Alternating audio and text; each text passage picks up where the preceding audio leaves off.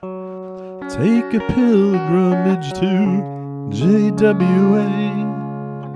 Strap on that buckled hat and let us take you away.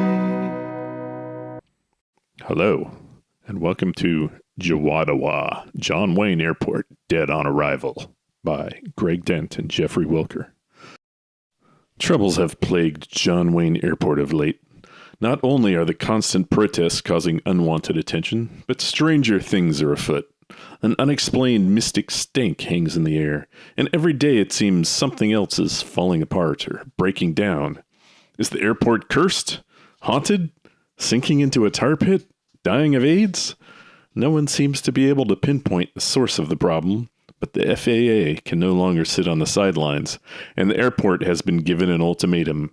It has 1 week to solve all of its problems, or JWA will be shut down. Now, it is up to one man, Airport General Manager Nick Reynolds, to save everyone's job. Can this chowderhead really turn things around in 7 days? JWADOA is copyright 2021 by the authors. All celebrity voices impersonated. Celebrity casting suggestions are merely adult fantasies on the author's part and do not represent any kind of endorsement or consent, but serve merely as suggestions to help you visualize the characters. No celebrities were harmed in the making of this production. JWADOA is not a low-calorie recording and will not help you lose weight. Listening at high volumes can damage your hearing. If you experience an ear reaction lasting longer than 4 hours, please contact your doctor. Do not operate heavy machinery while listening to JWADOA. Possible side effects of JWADOA may include drowsiness, flatulence, hot flashes, sudden and urgent needs to find a bathroom, leprosy, incontinence, spontaneous human combustion, the giggles, and death. JWADOA is 100% natural and recyclable. Please listen responsibly and dispose of JWADOA in a safe manner, following all rules and regulations of your local constabulary. Let us begin. Scene 1. Monday. It is a beautiful day in Southern California. We see a dusty, rocky hillside covered with cactus and dry, scrubby bushes. A nice, uplifting Western theme plays. Birds circle lazily above. Toads hop happily about. There's an old wagon wheel leaning against a rock. The sky above is a perfect royal powder blue. There's a rumble, and a massive jumbo jet fills the sky, sending the birds flying and tilting the cacti at an angle with its wind. A bush dislodges and begins tumbling down the hill. The sky behind the plane is filled with smog. There's kind of a whoosh sound, and a cloud of brown liquid falls from the sky in the wake of the plane. It lands on the scene with a splat, burying the toad in a messy puddle. The camera does not linger, but instead follows the rolling bush, which tumbles along as the opening credits begin to scroll. As the credits play, we see the scene begin to change, from one of dry nature to one of broad streets, manicured lawns, pools, and identical McMansions lined up row after row. The bush rolls down the street, across a park, through the parking lot of a mall, over a sleeping homeless person, and finally across a scrubby bit of land and onto a crowded freeway, where it is smashed to smithereens by a white speeding stretch Ford Bronco. As the car passes, it takes the camera with it, and we see it weaving through the busy traffic. It is driving erratically as if in a big hurry, changing lanes often and accelerating quickly as soon as it finds a gap in the traffic. The camera dips inside through the windshield, and we see a stoic driver. He looks to have some variety of Native American ancestry, in a suit and shiny driving hat. There's a knock on the sliding window to the back, and it pops open, and we see the face of John Wayne Airport General Manager Nick Reynolds appear. He's holding a cell phone in one hand, as if still on the call. We envision this role as played by actor Matthew Broderick. Hey, Bruce, I thought I told you to step on it. I have a very important meeting this morning. The driver grunts. He presses a button and the window slides closed, forcing Reynolds' face to the side and eventually out, even though he tries to clutch at the window to stop it. Reynolds speaks into his phone. I gotta get a new driver. This guy's like on island time or something. Wait, what? What do you mean you can't take the kids this week? Who the hell is Bob? I got the FAA commissioner here all week breathing down my neck. One more shredded Samsonite and he's gonna shut this whole place down.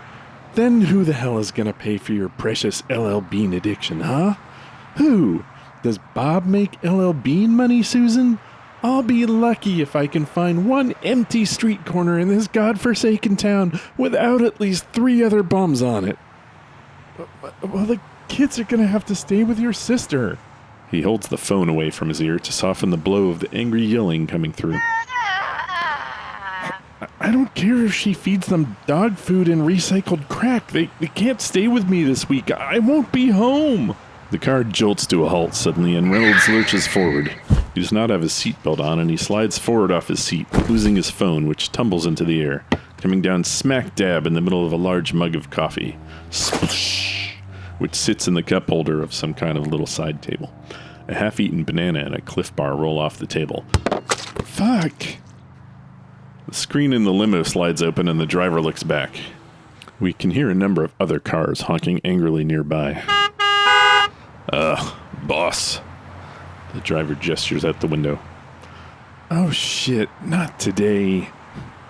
Reynolds presses a button, and the rear window of the limo slides down. Outside, we can see that a large crowd of protesters has gathered outside the entrance to John Wayne Airport. They have blocked the road with a giant banner reading, "The only good airport is a dead airport."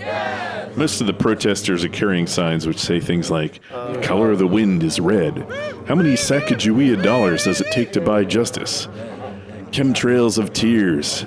And the real Duke is in my pants." Now that the general manager has arrived, the crowd is amped up, and an androgynous blue-haired mixed-race agitator, Chris T. Himmelfart, begins to lead them in chants, such as, "What do we want? No more racist airports! When do we want it? Now!" Middle-aged woman, Sharon Cox, played by Julia Louis-Dreyfus, hopefully, at the head of the protest, breaks away from the crowd to come over to the limo. She is dressed in buckskin and war paint, but otherwise appears rather white. Reynolds waves sarcastically as she approaches the limo. Good morning, Pocahontas. Those buckskins really show off your generous ass. Fuck you too, Reynolds. Here, have some pemmican. She throws him something that resembles a hockey puck. Looks like you're gonna be here a while. Nice crowd. How much are you paying him this time? Stuff it, Nick. Your bourgeois insinuations that everyone else has as little integrity as you only diminish your power. Well, sorry to disappoint, but you're gonna have to tell your people to step aside today. The FAA commissioner is flying here in 5 minutes, and I've been subpoenaed to meet with him. So yeah, right about now you are holding up an agent of the United States federal government. How many lawyer bills is that gonna cost you? Subpoenaed? Don't make me laugh. The only thing that'll happen if we hold you up today is you'll get your ass fired. And isn't that the whole point of this? Well, besides me getting to watch. Look, I'll tell you what. You let me through now, and I'll tell the commish I'm ready to throw my weight behind renaming this place Cesar Chavez International Airport. Honest. That immigrant-hating bastard? You gotta be kidding me. What the fuck ever? Shit, I'll tell him you can pick the name. Call it Carrot Top Memorial Flughaven. I don't give a fuck. I just need to pay my child support. Besides, the goon they get to replace me won't play nice and talk to you. He'll just blast my rifle, my pony, and me, cranked up to 11 from every loudspeaker on the planet on an endless loop until all your crisis actors SAG rejects go fucking Batman. Oh, Nick, you know I'm not a dictator. Everyone in this movement gets a vote on the name. Wait, Carrot Top is dead? Just daydreaming, sorry. Well, partner, you got yourself a deal.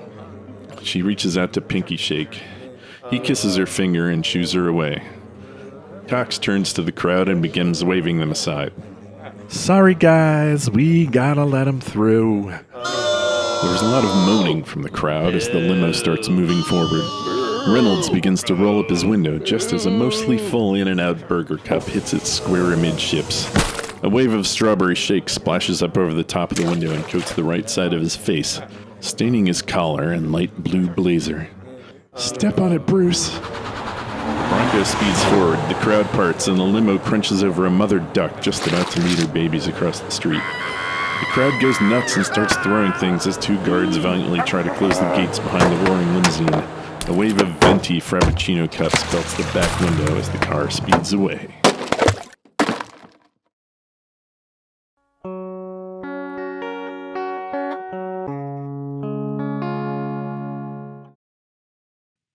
JWADOA. Scene 2. Circling the wagons. Scene opens with Reynolds rushing out of the Bronco in the load-unload zone and into the departures lounge. He's barreling through crowds of fat tourists in Hawaiian shirts and kids with Mickey Mouse ears. There's a big fat dude pushing one of those big wheelie luggage racks with a tall stack of suitcases and boxes on it. As Nick blows past, a wheel pops off and the whole thing topples onto the poor guy. Nick keeps walking. Soon enough, he enters a tall, glassy chamber with a gigantic statue of John Wayne at the center of it. Nick pretends to ignore it as he passes, and then suddenly drops to one knee and fakes like he is quick-drawing a gun on the statue. "Ha ha, old man, gotcha." Before he can finish the sentence, Reynolds is flattened by airport security. Security escorts Reynolds through a set of staff-only metal detectors, and soon he is joined by members of his team. Ed Hamilton, played by Nick Offerman, Joe Frank, played by Woody Harrelson, and Jenny Toledo, played by the lovely Lindsay Lohan. They all converge on him from different directions, all talking as they emerge. They all power walk towards the concourse together. Along the way, they pass a number of balloons and banners welcoming the World Smear the Queer Championships to Anaheim. As they near the food court, a large plastic billboard for Hot Carl's AC repair cracks and falls off the wall.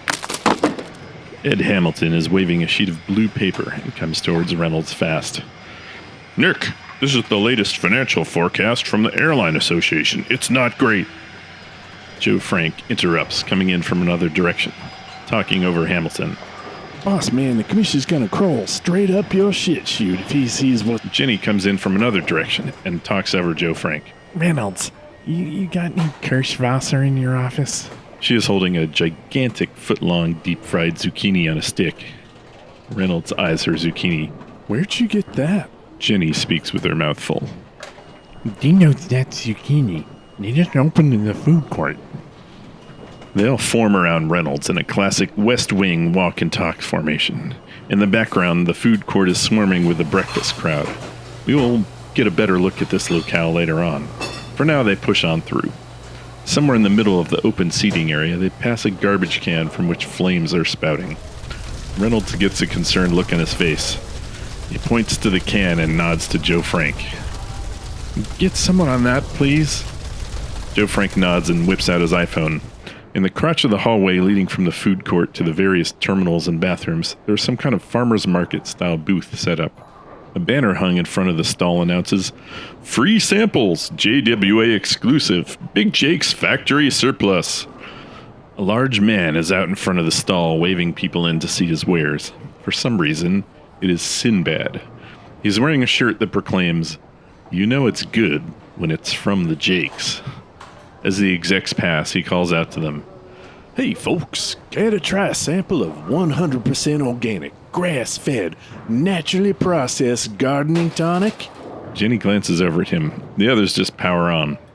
Gardening tonic? Are you talking about fertilizer? Like shit? Some folks may stoop to the vernacular, but this is prime-grade recycled nutrition. Perfect for your bush or lawn. My bush could use a tune-up. Sure. Hit me with some fecal matter. Sinbad hands over a small plastic cup filled to the brim of what looks like chocolate brownie mix. A bright sticker on the cup advertises, "Big Jake's Grade A Manure." Jenny takes it and hurries to catch up to the guys. Absent-mindedly, she dips the end of her zucchini into the cup and then puts it into her mouth. Realizing her mistake, she makes a horrified face. Gags. Coughs. Then pauses to recognize the cup in her hand. She retches a bit, making a series of sour faces. After a moment, she smacks her lips a bit pensively, shrugs, and then dips the zucchini back in for a second try. As she catches up to the blokes, they are just stepping onto a moving sidewalk. As they walk and talk, a several 100-foot-long TV screen displays a flashy Amtrak advert, making it look as if they are riding on a train in the Old West. Old-timey-looking windows on the screen move with the walkway, and through them can be seen desert, bison, cacti, tumbleweeds, and the like. There is a clickety-clack sound, and occasionally steam goes by the windows. At some point, Indians can be seen attacking the train, and at others, bandits. A gun battle between the train and the attackers is played out. Of course, the train wins. Between the windows, folk in Western garb are sitting, and a fashionable young man with a trolley cart moves up and down the aisle, serving tea and snacks. Occasional slogans pop up on the screen like, "Safety never goes out of style," and "Some things only get better with age." Okay, damage report time. I have... Reynolds looks at his watch. Oh, fuck me sideways. He's landing any second. Just give me the highlights of this shit show. We had a United flight crew taken to Orange County General around midnight, complaining of feeling overcome by fumes. Reynolds rolls his eyes. Pussies. Next. Couple of new cracks in the baggage room floor. Carousel B keeps running backwards, throwing the bags back onto the tarmac. There's been a few reports of weird moaning noises in the ladies' bathroom in international arrivals. A handful of, God damn it, that's enough. Jesus. Reynolds looks at Jenny. I suppose you have something too? What's that all over your jacket? It's a strawberry milkshake. Jenny nods. Sonic? In and out. Jenny makes a grossed out face. Okay, what do you got? They are approaching the doors leading to the tarmac. We can see the commissioner's plane wheeling in. Electrical fire, radar dish creaking like an 85-year-old whore, the pencil sharpener makes a terrible vibrator, and Amazon is for shit around these parts. All in all... Reynolds pushes through the doors. Fuck it. I'll salvage what I can. He points at Hamilton and Joe Frank. Don't forget, you're meeting me and Fudgy for lunch at the Hose. Oh, you boys are finally gonna gag on some chowder together. Reynolds exits through the doors towards the plane. He calls back over his shoulder. A ground crew guy rushes up to him, handing him a bunch of balloons.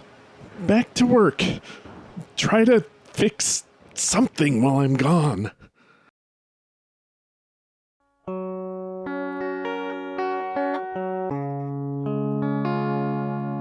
JWADOA, Scene 3.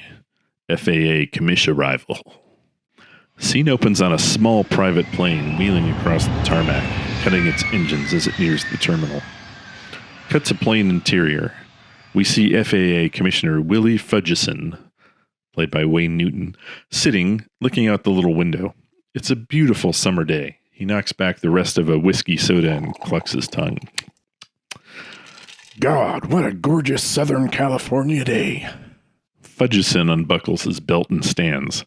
A stewardess comes by, handing him his carry-on and a pair of sunglasses. Welcome to John Wayne Airport, Mr. Commissioner. Fudgeson takes the stuff from her and winks. Dankeschön, darling. He kisses her on the cheek wetly as he slides into the aisle and towards the exit. Cut to plane exterior. It rolls to a stop and the door swings down. We see Reynolds waiting at the bottom, dabbing at his pink-stained collar. He's holding a bunch of balloons reading, "Welcome."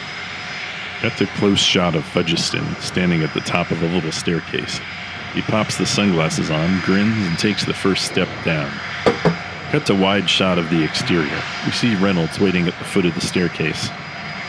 Reynolds calls out over the propeller noise. Commissioner Fudgeson, I presume? He laughs at his awesome joke. Fudgeson is about to respond when the propellers wash a blast of the old mystic stank into his face. His knees buckle and he has to grip the handrail. Quickly, he digs into his pocket and pulls out a silk handkerchief, clapping it over his nose and mouth. Sweet Liberty Valance! What's that smell? He tries to regain his footing and get to the bottom of the stairs. As he reaches the bottom, a loud metallic clank is heard, and one of the bolts holding the top of the stairway to the plane pops off, tilting the whole flight of stairs wildly. Fudgeson topples the last couple of steps right into Reynolds' arms. He lets go of the balloons. The commissioner's carry-on falls to the ground and bursts open. We see some frilly lingerie and a bunch of pill bottles spill out. One of Reynolds' lackeys quickly rushes over and cleans it up. Come to Papa, I got you, sir. Fudgeson regains his footing, standing with his legs wide apart. He peers at Reynolds over his crooked sunglasses. Reynolds, what the fuck is that smell? Reynolds feigns not to notice anything. He sniffs the air ostentatiously, tries to hide a queasy look on his face. Smell? I'm not sure, sir. I don't, You're telling me you don't smell that? God, it's like a Florida daycare center on Taco Tuesday. Reynolds looks around awkwardly. In the background, we see a bird drop out of the sky, and one of those airport baggage jeep things runs over it and tips over. Reynolds rushes to block Fudgeson's view, guiding him towards the terminal. certainly, sir. I'm sure it's just, something coming in from off the ocean. Yeah, sea breeze or something. We get some pretty nasty Santa anal winds around here sometimes. The what? Damn it, Reynolds. This airport is in a heap of muck as it is. Why do you think I'm here? Do you know how big the stack of complaints about JWA on my desk is? Reynolds stutters and hems and haws, but Fudgeson keeps on going. You're on thin shit, pal. Off-screen, we hear glass breaking. Fudgeson looks around for the source. So far, I gotta say, I'm not reassured. Reynolds looks like he's sweating gallons. In fact, the back of his suit jacket is soaked. He rushes them towards the terminal door as another waft of stank nearly knocks them back. Certainly, Mr. Commissioner, sir. I take all complaints very seriously. Everyone is investigated thoroughly. I mean, you think you get a lot of complaints? I swear to God, I spent half my day... Reynolds realizes he should shut the fuck up. You're absolutely right, sir. I'll get my best man on it right away. We'll get to the bottom of this scent. Fudgeson wags his finger at Reynolds. This airport is the butt of every joke in the American airport system. It's turning into a black hole for passengers. No one wants to get stuck here. They just want to blast through as fast as possible. Hell, even Amtrak makes fun of us. Wait, Amtrak is still a thing? I thought they just made VR rides. Anyway, I assure you, Mr. Commissioner, I'm on it. My head maintenance guy is the best in the field. He's a real whiz. They push through the doors and into the terminal building. The doors clang shut behind them. One comes off of its hinges.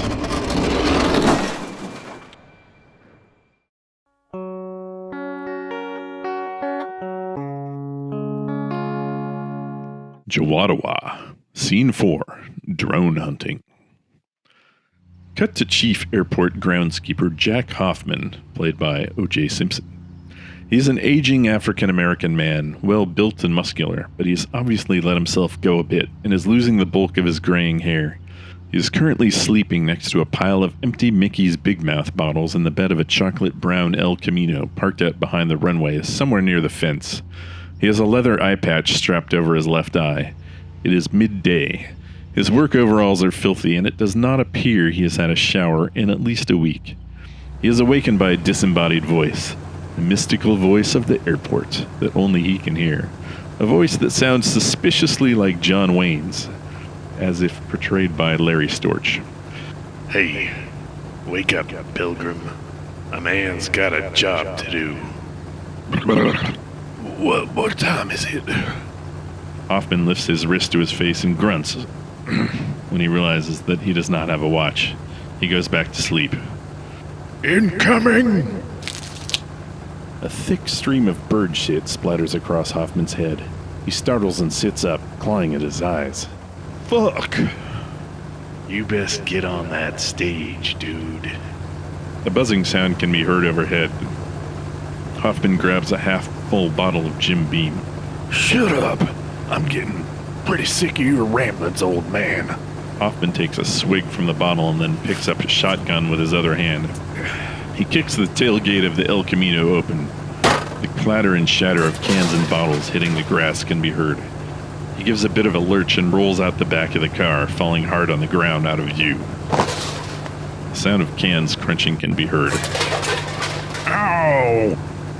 I reckon you may be getting a bit too old to do your own stunts, dude. A massive airplane passes directly overhead, about 100 feet up, making a deafening roar and blowing more cans out of the back of the car.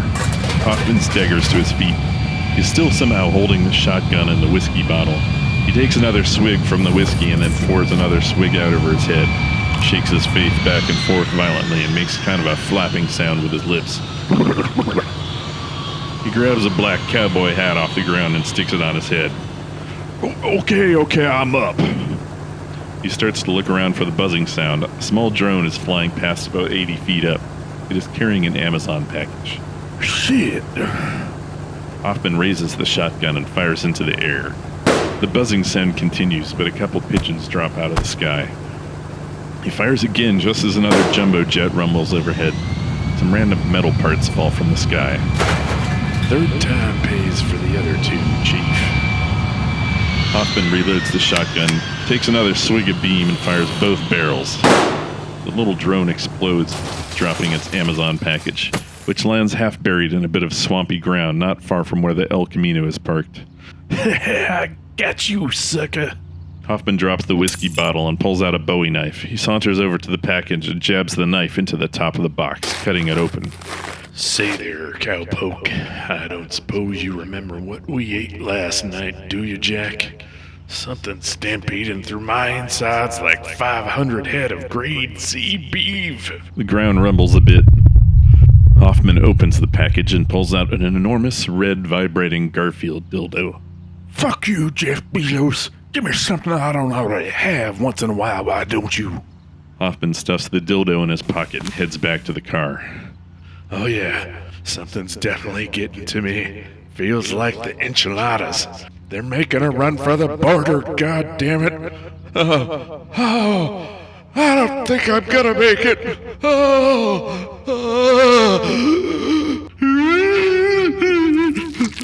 As Airport makes sounds as if he is violently shitting diarrhea into his pants, a purple wind sweeps by, blowing Hoffman's hat off. He staggers a bit, clutching at his nose and mouth and gagging as if something smells absolutely horrible. He is interrupted by the sound of a phone ringing. He staggers over to the car and digs around in a pile of taco wrappers for an iPhone. It shows Nick Reynolds calling on the screen. Hello? Hoffman, where the hell have you been? Nowhere, man. I've been here. Well, that's, anyway, did you forget that the FAA commissioner is here today? What the fuck is taking so long with finding the source of all these confounded smells? I've got the commission here right now and he's all up in my ass complaining about the stench. Stank. What? It's a mystic stank, not a stench. What fuck? What the fuck is the difference? Ask the Indians. The Cleveland Indians? What? Fuck, Jack, just get the fuck into my office now. Over the phone, Hoffman can hear the sound of Reynolds slamming down the receiver, missing, cursing, Fuck. and then slamming it down again. As Reynolds goes for a third attempt, Hoffman clicks end call on his iPhone. He pulls a massive wad of keys out of his pocket, bound together by a battered Saved by the Bell keychain. He opens the door of his car, sweeps aside a pile of fruit by the foot wrappers, a tarnished Heisman trophy, and a blow-up sex doll dressed like a squaw, and fires up the engine.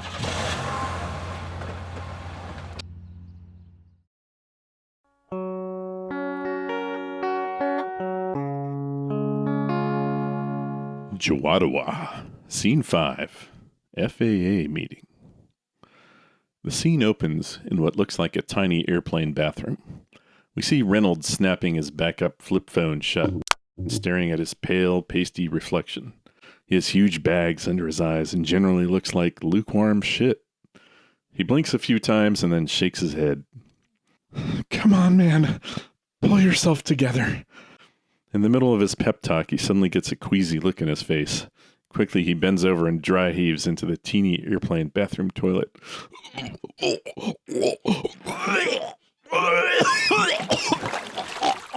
Oh, God. Not today. Please. He heaves again. Finally, he stands back up and splashes some of that neon blue toilet water on his face. He rakes his hands through his hair, straightens his tie, slaps himself a couple of times. You got this, Reynolds. It's showtime. He turns and exits the bathroom. Cut to Reynolds' office. We see that the tiny airplane bathroom is actually his personal office bathroom. There's a good-sized desk overlooking a broad view of the tarmac. Fudgeson is standing at the window looking out, smoking an obscenely long, fat cigar. Reynolds fumbles with the door of the latrine. It pops open a couple times before he finally knocks it shut with his ass. I was beginning to think you fell in, Nick. No such luck, sir. I just a touch of the old True Grit. He rubs his tummy a little. Anyway, I just got off the horn with my maintenance guy. He's all over this Stank thing. Overhead, we hear a clanking of metal, like something is moving in the pipes. Both men ostentatiously ignore it. Damn well better be. He takes a long puff on his cigar, then becomes avuncular with Reynolds. Listen, Nick, we've known each other a long time, but I'm gonna level with you here. JWA, it's a mess. Out the window, we see one of the radar dishes on the control tower topple over. Neither man notices. The FAA is under a lot, and I mean a lot of pressure to make cutbacks. Shutting down JWA just makes sense in the long run. Saves a fortune on maintenance costs. We can route these flights to more profitable airports. Rid us of this PR nightmare. I mean, these protests, Nick. What the hell is this? I got no trouble with John Wayne as an actor, but as an airport, he's a pal, my friend. Sir, I'm on it. I assure you. Reynolds glances at his watch. Maybe we'll feel better after a nice lunch. I've got reservations for us at the food court, place called the Chowder Hose. Not to brag, but it was named 8th best layover food in Southern California by Business Lunch magazine in 1997. Fudgeson sighs and puts out his cigar on Reynolds' desk. There's a rattling sound, louder now from above them. They both look up. Smoke starts leaking in from the AC grate. Reynolds makes an oh shit face. Fudgeson just rolls his eyes and drags his hands down his face. Nick, face the facts. No, sir. You face them. I'm going to fuck this Stank in the ass and save this airport. JWA isn't going anywhere. But we are. To the Chowder Hose. He takes Fudgeson by the arm and leads him out. Reynolds leads them quickly out as the room fills with smoke. As he passes his secretary, we hear through the closing office door Reynolds barking at her to, "Get me hot Carls." The scene shifts to the Chowder Hose. It looks like a mid-scale family restaurant. Maybe a wood bar with a brass rail, several huge steaming pots of chowder, and a fire hose-looking apparatus attached to one. The sign outside reads, Chowder Hose, with the U burned out. There's a bartender with a Raleigh Fingers mustache and a bunch of tables overlooking the airfield. Fudgeson and Reynolds arrive and are greeted by the proprietor, Lewis Johnson, played by Mr. T, who is wearing a Kiss the Cook shirt and a hat that reads, White or red, come guzzle at the hose. Fudgeson gestures at the sign. Isn't it supposed to say house? Lewis takes offense. You think I can afford you slapping clams in this dump? Where do you think you are? LaGuardia? Lewis recognizes Reynolds and claps him on the shoulder. Hey, Mr. Airport Boss, how you been? Reynolds shakes Lewis's hand and introduces Fudgeson. Lewis, my man. This is the Commissioner of the Federal Aviation Administration, a living legend in the field of airport supervision, my boss and friend for a long, long time. Fudgeson kind of, aw shucks. Mr. Willie Fudgeson. Sir, this is Glewis Johnson, publican of the hose. They shake hands, and Reynolds slips a $2 bill into Glewis's hand. Your best table, if you please. Glewis nods and leads them off. As they walk, Reynolds talks to Fudgeson. A few of my team will be joining us for lunch, sir. I figure a few heads are better than one when it comes to big decisions. Fudgeson nods. Glewis seats them. Fudgeson reaches out as he starts to walk off to get his attention. Excuse me, I just have to know. The hose? He gestures over at the hose by the bar. Is that thing real? Glewis sizes him up. Look, bub, you may be an airport legend, but you don't look like you belong on the varsity level chowder team to me. You think you can guzzle with the best? What? Wait, that thing's legit? It's not for show, mister. Once I burned out my I realized I'd found my calling to bring piping hot chowder to the hardest coal guzzlers at high volume and high speed. You the kind of man who can handle a cream stew fill up from my hose? Well, are you? Fudgeson seems confused, but intrigued. What the heck? Bring it, ow! He grabs at his shin under the table. Reynolds is sitting across from him, waving his hands frantically in a series of increasingly desperate, "No, don't cheese it, you fool," gestures. Cream stew, eh? Actually, turns out I'm lactose intolerant. How about a sourdough bowl of your famous Manhattan? Owen and Arnold Palmer. You only live once. Glewis's eyes bug out. He mutters about being back in a moment to take the rest of their orders once Reynolds' team arrives, and he stomps off. Oh dear, poor man. No one ever agrees to chug from his chowder hose. Imagine that. He rubs his shin, then pauses, as though trying to figure out how to deliver bad news. Look, Reynolds, these protests, the ongoing maintenance issues. Behind them we see a rail of track lighting fall from the ceiling. The fucking smell. FAA is spending more money and getting less in return on JWA than on any other airport of its size in America. And I'm talking about He pops a finger with each one. Dubuque, Hoboken, Topeka. The numbers, Nick, they're just not in your favor. Reynolds is about to respond when two men come up to the table. They are Reynolds' lackeys Ed Hamilton and Joe Frank. Hamilton looks like a child molester, balding, caterpillar mustache, thick glasses. Joe Frank looks like a slick, kiss-ass social climber. Beg your pardon, these seats taken? Joe slides into the booth beside Fudgeson. He's got a toothpick in his mouth and he's wearing sunglasses indoors. Hamilton awkwardly squeezes himself in next to Reynolds, sucking in his gut.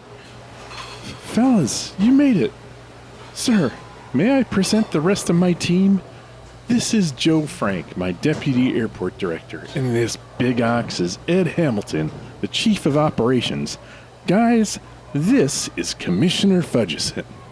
There's a round of handshakes and how are yous. Lewis hurries up with some menus and a hopeful look on his face.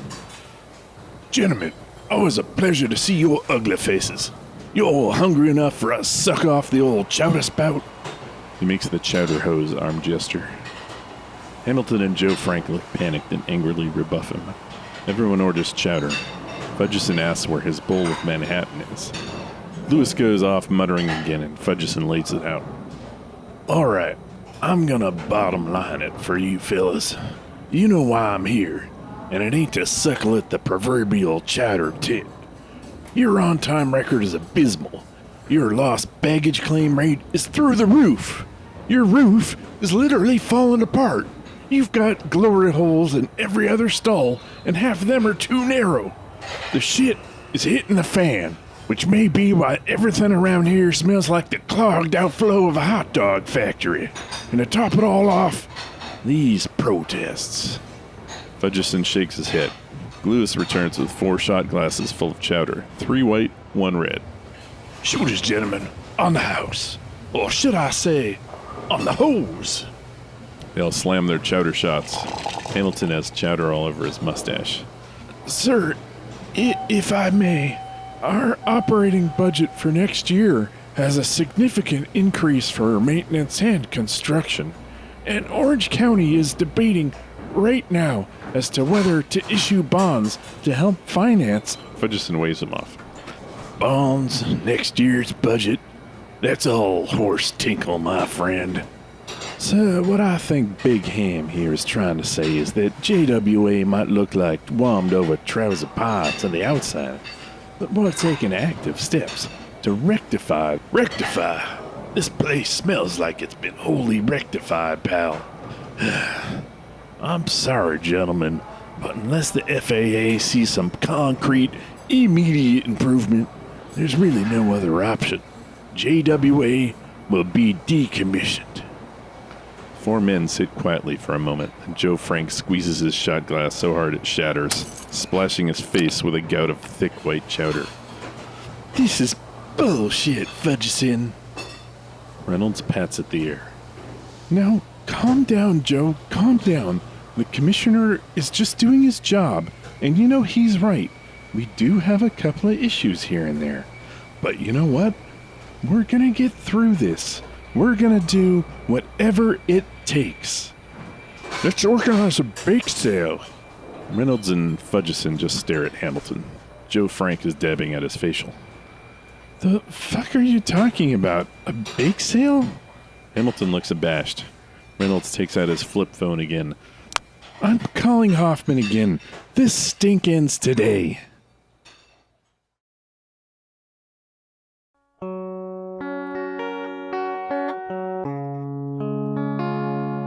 JWADOA. Scene 6. Shenanigans. Scene begins with a long tracking shot, moving around the airport, giving us a view of the place and some of the characters who inhabit it. We open on a couple of hipsters busking around the fountain out in front of the airport main entrance. They are playing Fountain of Wayne's I-95. Unfortunately, I don't think we have the rights to play this song in the podcast, so just, Spotify it or something. Can we say Spotify? I think so. Behind them is a guy holding a sign reading, "Welcome Interstate Managers," and next to him is another guy with a sign that says, "Pizzorni and Venufco." There's a small cluster of protesters milling about, carrying Atlanta Braves inflatable tomahawks. One of them tosses spare change into the musician's overturned pork pie hat. The camera moves through the sliding doors into the ticketing area. There is yellow caution tape and a huge puddle of some murky brownish water on the linoleum floor. There's a guy in a loud pimp-style suit, lime green, orange or something, carrying a saddlebag over his shoulder. This is Shaw K. Herbert.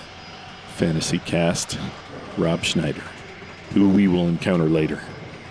We move into the glassed-in atrium where the statue of the Duke towers. A bunch of protesters rush the place, yelling and whipping like Western movie Indians.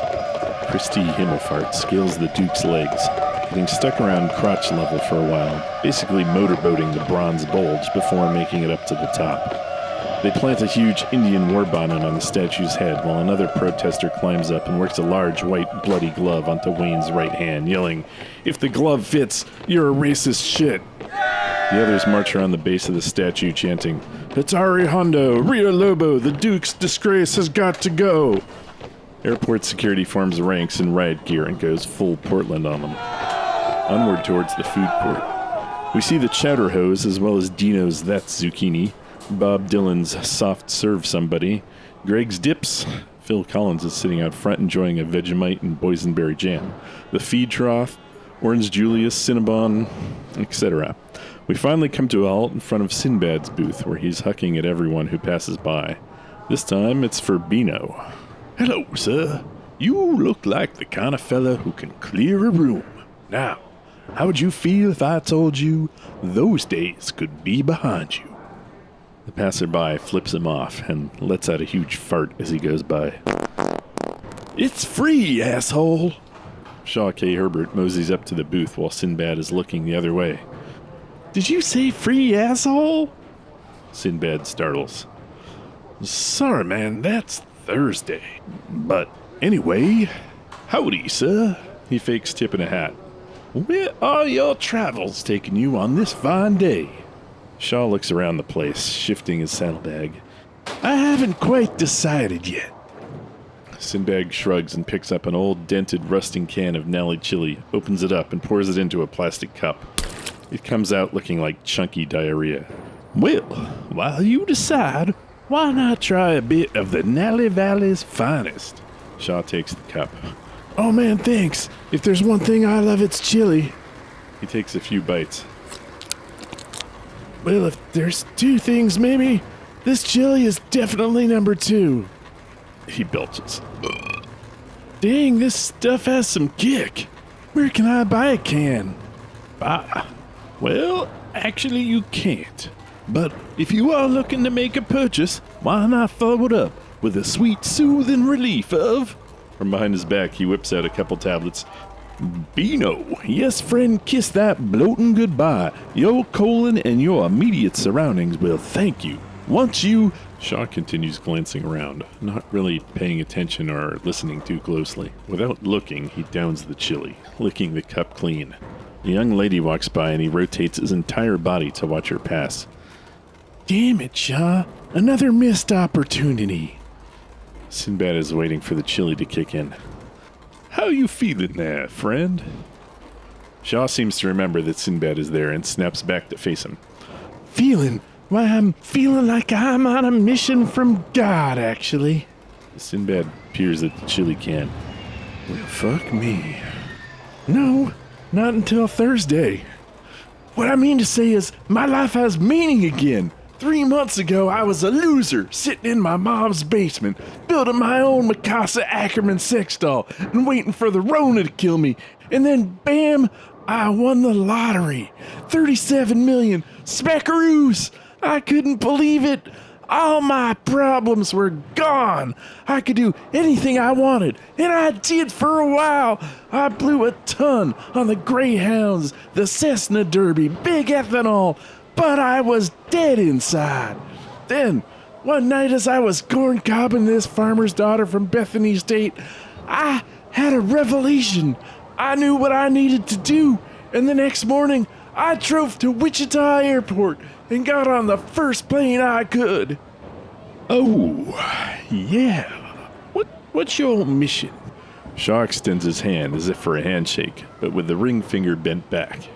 Sinbad hesitates, then extends his own hand. As their hands near, Shaw's quickly moves down towards Sinbad's groin. Sinbad leaps back. Luckily, the booth blocks the move. What the fuck was that? It works better on the ladies, but I'm traveling around this great land of ours, trying to replace the stodgy, frankly homosexual handshake with the Shocker. Shaka? The Shocker, the pride of Wichita. 2 in the pink, 1 in the stink, my good man. Sinbad gets it. Oh, that Shocker. Wait, the handshake is gay? 2 men holding hands? Hands that have touched their peepees? Yeah, that's pretty gay. Pretty gay, I should say.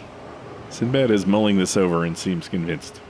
Also, he realizes this guy is insane. Well, sir, I wish you well. Now, about this amazing Beano.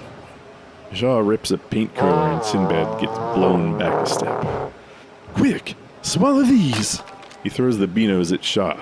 As he bends to pick them up, he lets out another cheek clapper and the booth scoots back an inch or 2. Sinbad quickly pulls down the close sign and ducks. Sorry, folks, technical difficulties. Shaw manages to take the Beano and wander off, waving absently to Sinbad, fingers in a Shocker formation. As he passes through the crowd, a potted palm wilts, and an elderly lady gets her feet tangled in her walker and goes ass over tea kettle.